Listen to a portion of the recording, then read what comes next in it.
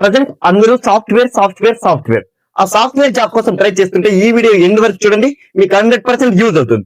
Welcome to day 9 of aptitude round clear చేద్దాం 50 days series. Percentage and ratio method లో చాలా different type of questions ఉంటాయి. మనం ఈ రోజు అయితే ఒక డిఫరెంట్ టైప్ ఆఫ్ క్వశ్చన్ చూస్తున్నాం. Boys and girls ratio is 5:7. If girls are 84, find boys.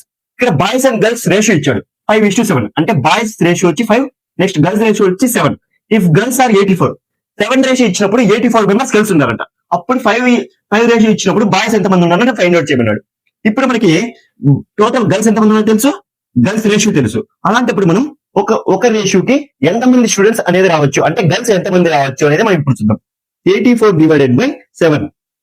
7 1 జా 7 12 జా 12. అంటే ఒక రేషియో ఇచ్చినప్పుడు మనకి 12 మెంబర్స్ వస్తున్నారు, 12 గర్ల్స్ వచ్చారు. సేమ్ ఈ 12 మెంబర్స్ ఉన్నాయి, ఇక్కడ 5 ఉంది రేషియో. 5 into 12 60 మెంబర్స్ అయితే బాయ్స్ ఉంటారు. 60 members boys, next 84 girls, 5:7 ratio. ఇలా అయితే మనం ఆన్సర్ చేయాల్సి ఉంటుంది. ఇక్కడ మనకి 60 అయితే బాయ్స్ అనేది ఫైండ్ అవుట్ చేయమన్నారు, మనం 60 అయితే ఫైండ్ అవుట్ చేసాం. సేమ్ ఇలాంటి క్వశ్చన్ స్క్రీన్ మీద అయితే కనబడుతుంటుంది. ఆ క్వశ్చన్ కి మీరు ఆన్సర్ అయితే సాల్వ్ చేసేందుకు ట్రై చేయండి గైస్.